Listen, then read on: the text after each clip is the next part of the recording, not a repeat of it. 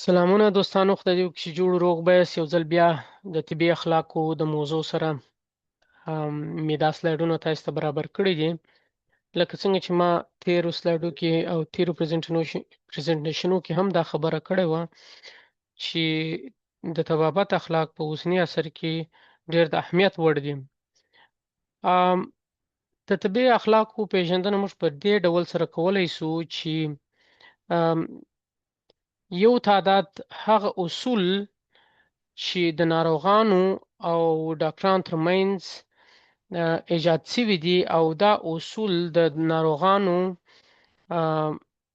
او ډاکټر ترمنځ د اعتماد یو پل جوړوي. یعنی څه؟ یعنی طبي اخلاق هغه اصول دي چې د ناروغانو درناوی تضمینوي، چې ناروغانو به درناوی کیږي. همدارنګه عدالت به تضمینوي او مسؤلیت به تضمینوي. مسؤلیت د چا؟ مسؤلیت د ډاکټر. د ډاکټر مسؤلیت به تضمینوي او همدارنګه د عدالت او د ناروغانو درناوی. دا ټوله د طبي اخلاقو په عملي کولو سره کیږي. نو ضرورت یې څه دی؟ ضرورت یې دا دی چې طبي اخلاق د ډاکټرانو او ناروغانو ترمنځ یو ډول باور زیاتوي او همدارنګه د یو ښه نتیجې د ترلاسه کولو سبب کیږي. ښه درملنه ترسره کیږي.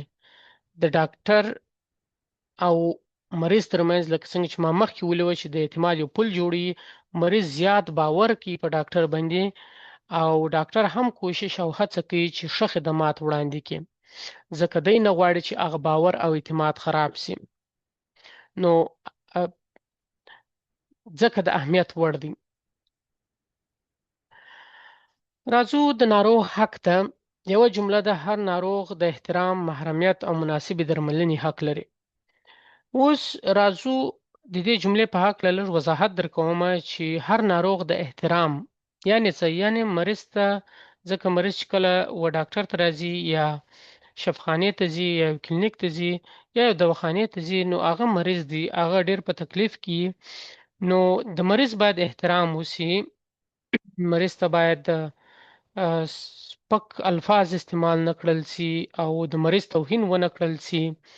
همدارنګه د مریض د مرض محرمیت وساتل شي. که یو مریض داسې یو مریضي ولري چې هغه باندې دی شرمنده کیږي، باید هغه محرم وساتل شي. یعنی د مریض هر ډول راز باید محرم یعنی پټ وساتل شي، حتی خپل پرسونل ته باید ونه ویل شي.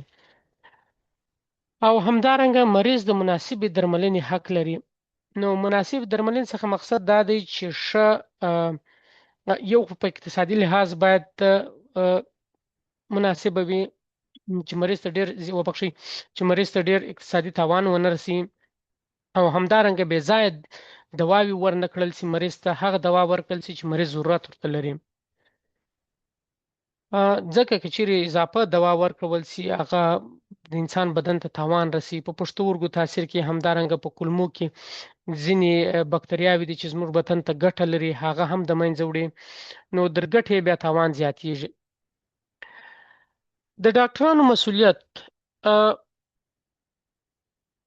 ډاکټران باید رښتینی، صادق او مسلکي چلند ولري.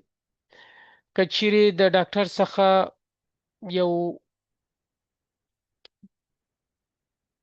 ناګهانه یو غلطي کیږي، هغه باید مریض ته واضح کړي، خپل پرسونل ته واضح کړي. یا د نرس څخه یو غلطي کیږي، یا د دواخانې والا څخه یو غلطي کیږي، او د یوې دوا پر ځای بله دوا ورکړي، باید هغه مریض ته هم ووایي او ډاکټر ته هم ووایي، ځکه د یو غټې فاجعه مخنیوی هم کیږي. او همدارنګه د مریض هم باور پر زیاتېږي چې دومره صداقت په طبي پرسونل کې دی.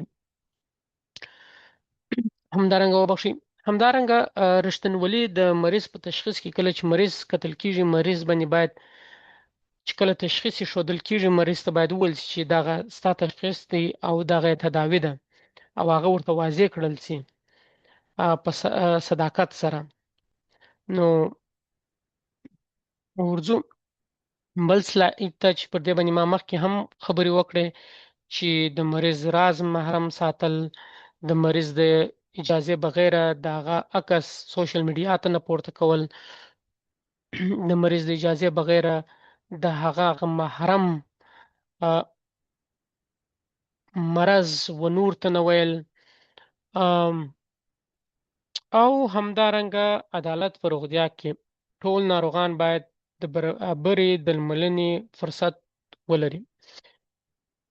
سوال دلته دا دی، زه به معاینه خانه کې ناست یم او زما یو ملګری راته راځي او زنګ راته وایي چې ډاکټر صاحب زه مریض یم، یا هم زما د کور یو د فامیل یو غړی مریض دی، نو که دې دا ولیدي. ستاسو د نظره څخه د طبابت اخلاق موږ ته دا راښيي چې موږ باید دا خپل ملګری یا د ده د کور غړی کورنۍ یو غړی وبخښئ د نورو مریضانو څخه مخکې وګورو. څه وایي ستاسې؟ یا هم داسې یو کس راځي د حوزې امیر دی او هغه تا ته وایي چې زما د کورنۍ غړی دی، دا باید ژر تر ژره وګورئ، که څه هم هغه عاجل مریض نه دی. نو جواب دا دی چې نه، باید برابري وي. هغه کس چې په نوبت کې ولاړ دی لومړی باید هغه راسي، بیا د هغه وروسته دوهم کس راسي، بیا چې کله د هغه نفر نوبت راورسېدي هغه به راځي. اوس که چیرې موږ په افغانستان کې د عدالت تطبیق خو عموما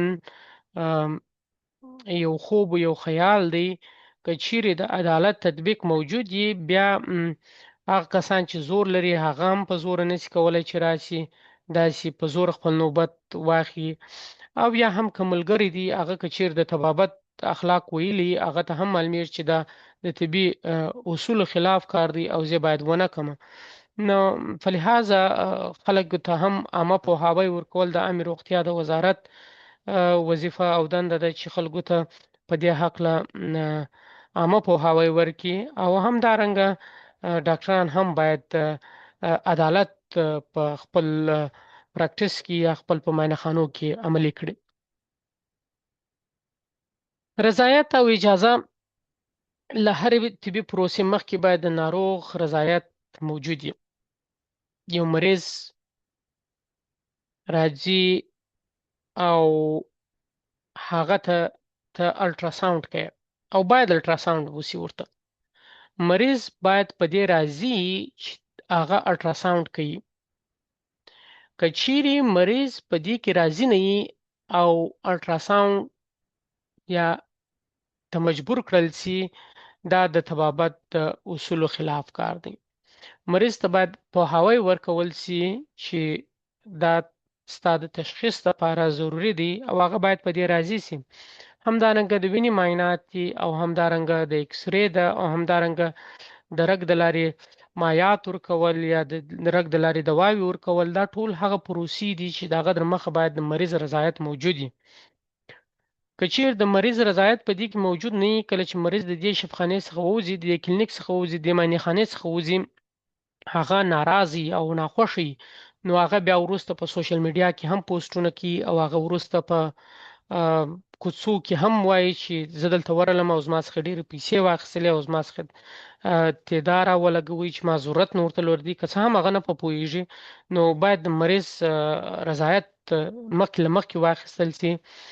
او داسې یو ارګان هم موجود دی په افغانستان کې چې هغه ته خلک خپل شکایت وایي، که احیانا داسې یو ناراضګي یا داسې یو شکایت د ډاکټر یا د طبي پرسونل خلاف موجود وي، خلک غواړي چې وکړي، د دې پر ځای چې په سوشل میډیا کې دا شکایت کوي باید هغه ادارې ته وویل سي. نو د درملو سم استعمال بله موضوع ده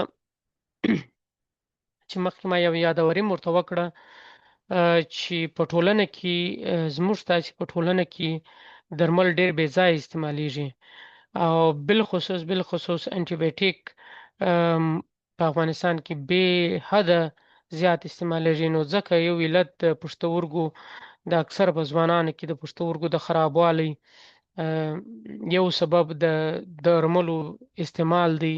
همدارنګه په کوچني ماشومانو کې د غاښونو خرابوالی د بېځایه انټي بیوټیکو بالخصوص د تراسایکلین استعمال دی او